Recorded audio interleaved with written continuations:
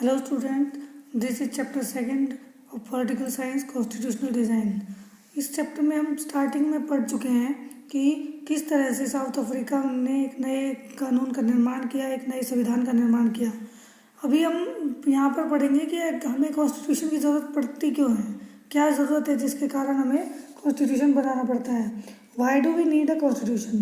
The South African example is good way to understand why we need a constitution and what do constitutions do. The oppressor and the oppressed in this way, new democracy were planning to live together as equal. It was not going to be easy for them to trust each other. They had their fears. They wanted to safeguard their interests. The black majority was keen to ensure that the democratic principle of majority rule was not compromised. They wanted substantial social economic rights. The white minority was keen to protect its privileges and property. South Africa का जो example हमने पढ़ा, जिसमें black और white के बीच एक compromise हुआ, जिसके तहत एक नया जो कानून बनाया गया, कॉन्स्टिट्यूशन बनाया गया, उसमें एक दूसरे को विश्वास दिलाया गया। यहाँ पर हमें कॉन्स्टिट्यूशन की ज़रूरत इसलिए पड़ती है कि जहाँ भी रूलर जो था, पहले रूलर्स थे, अगर साउथ अफ्रीका का एग्जांपल लेते हैं तो उसमें जो ऑपरेसर थे, जो सरकार थी, गोरी सरकार, जो कि शोषण कर रही थी, और शोषण जिनका हो रहा था, ब्लैक्स जो थे, वो इस नई डेमोक्रेसी में इस बात के लिए तैयार नहीं थे, वो एक दूसरे पर विश्वास करने के लिए तैयार नहीं थे कि क्या वो जो कह रहे हैं, यानी कि गोरी सरकार जो कह रही है कि वो सबको इक्वल राइट्स देगी, तो इस बात का क्या भरोसा था कि वो कुछ दिन बाद मना कर दे। और दूसरी तरफ अगर ब्लैक्स जो हैं वो मेजॉरिटी में थे और गोरे लोगों को ये भी डर था कि कहीं वो उनके अधिकारों को छीन कर उनसे बदला लेना ना शुरू कर दें। इस तरह के अविश्वास की जो माहौल था अविश्वास का, उसको ख़त्म करने के लिए, एक दूसरे पर विश्वास जताने के लिए कॉन्स्टिट्यूशन की ज़रूरत पड़ी। इसीलिए उनके इस डर को दूर करने के लिए और वो एक सुरक्षा कवच चाहते थे, और वो सुरक्षा कवच क्या था? कॉन्स्टिट्यूशन। ब्लैक मेजॉरिटी जो थी वो डेमोक्रेटिक प्रिंसिपल्स को आगे तक ले जाना चाहती थी कि जो कंप्रोमाइज़ हुआ है, जो एक समझौता हुआ है, जो एक नई नीतियाँ बनाई गई हैं, उनको आगे तक रखा जाए। और उसी तरह गोरे लोग जो थे वो अपनी प्रॉपर्टी और अपने अधिकारों को बचाने के लिए प्रयत्न कर रहे थे। तो इसलिए हमें क्यों ज़रूरत पड़ती है कि जनता में जो आपसी विश्वास है उसको बनाए रखने के लिए हमें कॉन्स्टिट्यूशन की ज़रूरत पड़ती है। After long negotiation, both parties agreed to compromise. The white agreed to the principle of majority rule and that of one person, one vote. They also agreed to accept some basic rights for the poor and the workers. The blacks agreed that majority rule would be not absolute. They agreed that the majority would not take away the property of the white minorities. This compromise was not easy. How was this compromise going to be implemented? Even if they managed to trust each other, what was the guarantee that this trust will not be broken in future? हम अभी पहले भी बात कर चुके हैं कि जो दोनों ही पार्टियां, यानी कि ब्लैक्स और जो वाइट गवर्नमेंट जो थी, उन दोनों के बीच में जो कंप्रोमाइज़ हुआ, जो एक समझौता हुआ, उसमें गोरे लोग चाहते थे कि गोरे लोगों ने मेजॉरिटी के शासन को स्वीकार कर लिया। एक कंप्रोमाइज़ के तहत जो गोरे सरकार थी उन लोगों ने कहा कि ठीक है, हम मेजॉरिटी का शासन मानेंगे, और एक व्यक्ति के लिए एक ही वोट स्वीकार कर ली गई। और वो इस बात पर भी एग्री हो गए कि राइट्स जो है वो वर्कर्स और पुअर सभी को बराबर दिए जाएंगे। तो इस तरह से गोरी सरकार ने सारे जो पॉइंट्स थे उनके ब्लैक्स के वो मान लिए। दूसरी तरफ ब्लैक भी इस बात के लिए एग्री हो गए कि केवल मेजॉरिटी का शासन ही सब कुछ नहीं होगा, बल्कि वो गोरे लोगों को किसी तरह का नुकसान नहीं पहुंचाएंगे, और उनकी जो माइनॉरिटी है, उनकी माइनॉरिटी की प्रॉपर्टीज़ को, यानी कि अब अल्पमत जो हैं, जिनकी संख्या कम है, उनकी प्रॉपर्टी को वो नहीं छीनेंगे, और उनके जो अधिकार हैं उनको भी नहीं छीना जाएगा। लेकिन इतने लंबे एक विश्वास के माहौल में वो रहे थे, गोरी सरकार हमेशा ही उनको सप्रेस करती आ रही थी। तो क्या इतना आसान था इस बात पर विश्वास करना कि उन्होंने जो कहा उसको वो आगे इस अपने प्रॉमिस को आगे बनाए रखेंगे? क्या वो इस विश्वास को तोड़ेंगे नहीं, इस बात की क्या गारंटी थी। इसीलिए ये जो कॉन्स्टिट्यूशन है वो बनाया गया। The only way to build and maintain trust in such a situation is to write down some rules of the game that everyone would abide by. तो इसका एक ही सॉल्यूशन था कि जो रूल रेगुलेशन उन्होंने माने हैं उनको लिखित में कॉन्स्टिट्यूशन का रूप दे दिया जाए, और वो दोनों ही समुदाय या दोनों ही ग्रुप जो हैं वो उनसे जुड़ जाएं, उससे बंध जाएं, और वो कोई भी इसको तोड़ने की कोशिश ना कर सके। These rules lay down how the rulers are to be chosen in future. These rules also determine what the elected governments are empowered to do and what they cannot do. Finally, these rules decide the rights of the citizen. These rules will work only if the winner cannot change them very easily. This is what the South African did. They agreed on some basic rules. They also agreed that that these rules will be supreme, that no government will be able to ignore these. This set of basic rules is called a constitution. तो जो एक अविश्वास का माहौल वहाँ पर बना हुआ था उसको ख़त्म करने के लिए एक ही रास्ता था कि जो रूल रेगुलेशन बनाए गए हैं उनको रिटन फॉर्म में कन्वर्ट कर दिया जाए, उन्हें लिखित रूप में बदल दिया जाए, और उनको एक गारंटी मिल जाएगी कि वो आगे तक इसको फॉलो करेंगे। और इस तरह से दोनों ही ग्रुप्स ने, जो ऑप्रेसर और ऑप्रेस्ड जो भी थे, उन्होंने दोनों ने मिलकर इसको एक लिखित रूप देने के लिए स्वीकृति दे दी। और इन रूल्स को तोड़ना सभी के लिए आसान नहीं था। उसको, इस कानून को, मतलब कॉन्स्टिट्यूशन ही सबसे बड़ा कानून होगा और उसको कोई भी सरकार इग्नोर नहीं कर पाएगी, चाहे उसमें गोरे लोगों की सरकार बने या ब्लैक्स की बने, कोई भी व्यक्ति इसके कानूनों को नहीं तोड़ पाएगा। इस तरह से जो ये बेसिक रूल्स जो लिखित रूप में बदले गए, इसको ही कॉन्स्टिट्यूशन का नाम दिया गया। Constitution makes is not unique to South Africa. South Africa के लिए जो कॉन्स्टिट्यूशन बना वो कोई अनोखा कॉन्स्टिट्यूशन नहीं था। Every country has diverse groups of people, their relationship में have not been as bad as between the whites and blacks in South Africa, but all over the world people have differences of opinion and interest, whether democratic or not. Most countries in the world need to have these basic rules. This applied not just to governments. Any association needs to have its constitution. It could be a club in your area, a cooperative society, और a political party. They all need a constitution. अब हम कह सकते हैं कि constitution जो है वो साउथ अफ्रीका के लिए कोई अनोखी चीज़ नहीं था, क्योंकि हर देश में लोगों के अंदर जो ग्रुप समुदाय, अलग अलग समुदाय के लोग रहते हैं किसी भी देश में, उनके बीच में आपसी संबंधों को बनाए रखने के लिए हमें किसी न किसी रूल रेगुलेशंस की ज़रूरत पड़ती है, चाहे वो डेमोक्रेटिक हो या नहीं हो। अगर हम बात करें साउथ अफ्रीका की, तो साउथ अफ्रीका में जो कंडीशन थी, हो सकता है ऐसी कंडीशन किसी दूसरे देश में ना रही हो, लेकिन फिर भी लोगों में डिफरेंस तो होते ही हैं। हम जिस भी देश की बात करें, अगर हम अपने ही देश की बात करते हैं तो हमारे देश में भी भिन्न भिन्न धर्म जातियों के लोग रहते हैं। तो यहाँ भी हमें आपसी विश्वास को बनाए रखने के लिए इस तरह के कॉन्स्टिट्यूशन की ज़रूरत पड़ी।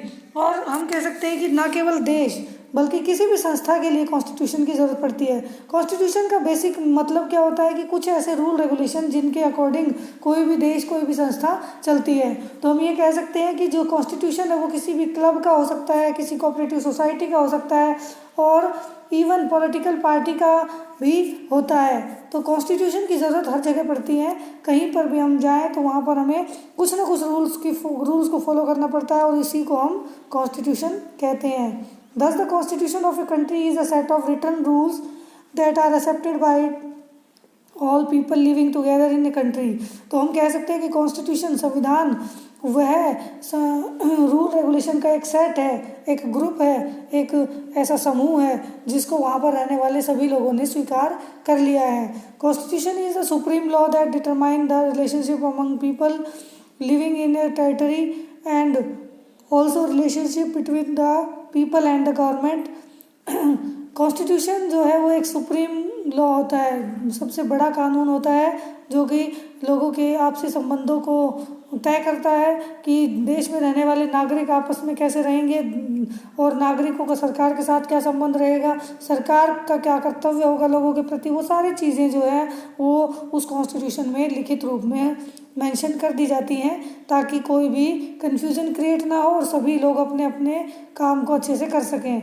ए constitution does many things. A constitution में बहुत सारी चीज़ें होती हैं।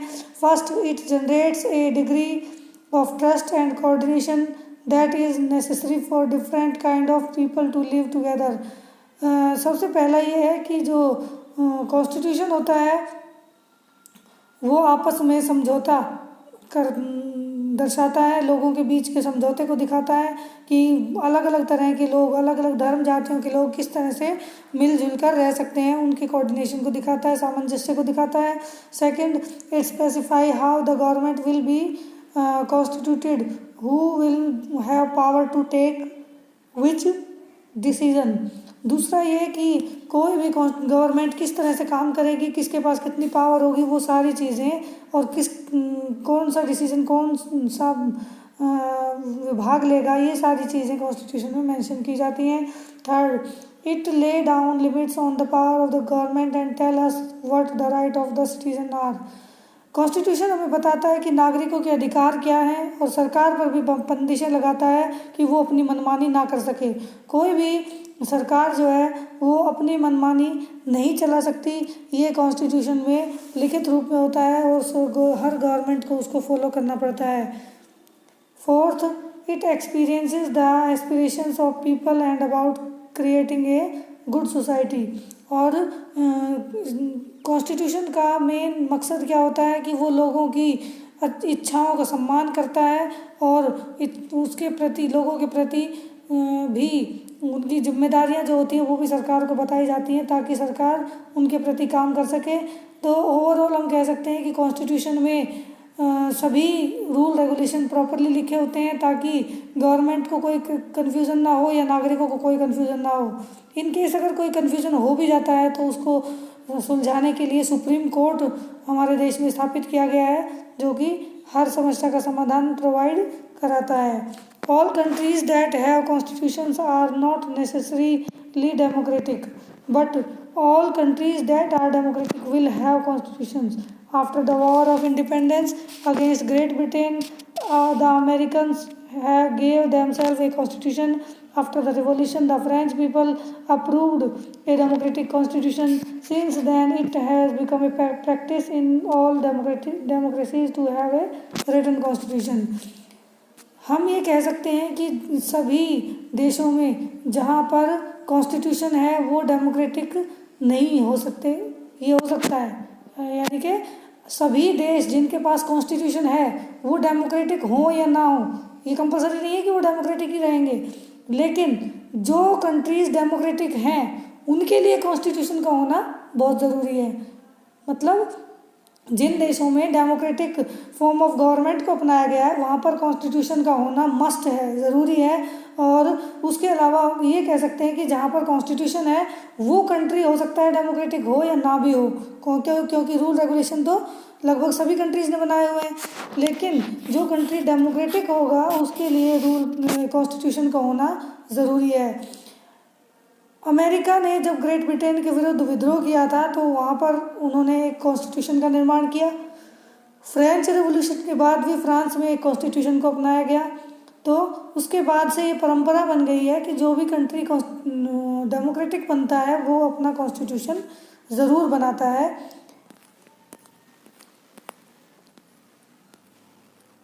Now the next topic, making of Indian constitution. Like the South Africa, India's constitution was also drawn up under very difficult circumstances. The making of the constitution for a huge and diverse country like India was not an easy affair. At that time, the people of India were emerging from status of subjects to that to of citizen. The country was born through a partition on the basis of religious differences. That this was a traumatic experience for the people of India and Pakistan. South Africa का जो संविधान बना उसी तरह से भारत के भी संविधान का निर्माण बहुत ही कठिन परिस्थितियों में हुआ था. साउथ अफ्रीका के कॉन्स्टिट्यूशन को बनाने के लिए दोनों पक्ष जो थे वो आसानी से आमने सामने बैठ गए थे. उन्होंने आपसी समझौते किए. लेकिन भारत का जो संविधान बना वो बहुत ही टिपिकल कंडीशंस में बना. उस समय बहुत ही ख़राब हालात जो थे भारत के सामने थे. भारत जो है वो विभिन्न भाषाओं का क्षेत्र है. यहाँ पर भाषा धर्म जो है विभिन्न अलग अलग हैं. और उस समय जिस समय भारत को स्वतंत्रता प्राप्त हुई उस समय स्वतंत्रता के बाद एक और जो समस्या भारत के सामने थी वो बंटवारे की समस्या थी.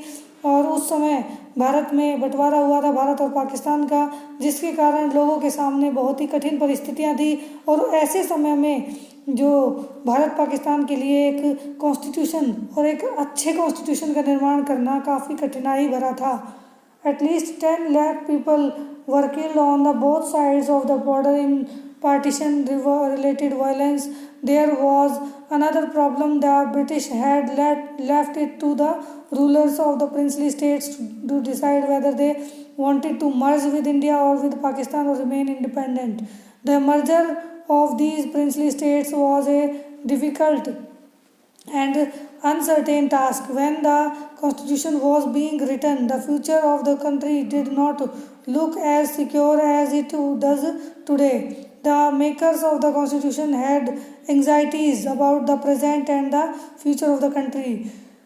भारत और पाकिस्तान के लगभग 10 लाख लोग मारे गए इस हिंसा में, जो कि पार्टीशन या बंटवारे के कारण जो हिंसा हो गई थी शुरू, उसमें लगभग 10 लाख लोग दोनों तरफ से मारे गए. और एक और बड़ी समस्या थी कि मतलब जो ब्रिटिश गवर्नमेंट थी उसने भारत के लिए एक और समस्या क्रिएट कर दी थी कि जो प्रिंसली स्टेट थे, प्रिंसली स्टेट्स का मतलब जो राजा महाराजाओं के अंतर्गत जो राज्य थे उन राज्यों को उन्होंने फ्री कर दिया. और उन्हें फ्री कर दिया उनकी इच्छा पर डिपेंड था कि वो या तो भारत के साथ मिल जाएं या पाकिस्तान के साथ मिल जाएं, या वो चाहें तो वो इंडिपेंडेंट भी रह सकते हैं. तो भारत के लिए ये बड़ी समस्या थी क्योंकि भारत में बहुत सारे स्टेट्स थे. उस समय प्रिंसली स्टेट्स थे, लगभग 563 रियासतें थी. इन रियासतों को कंबाइन करके एक देश का रूप देना उस समय के लीडर्स के लिए काफ़ी मुश्किल भरा था.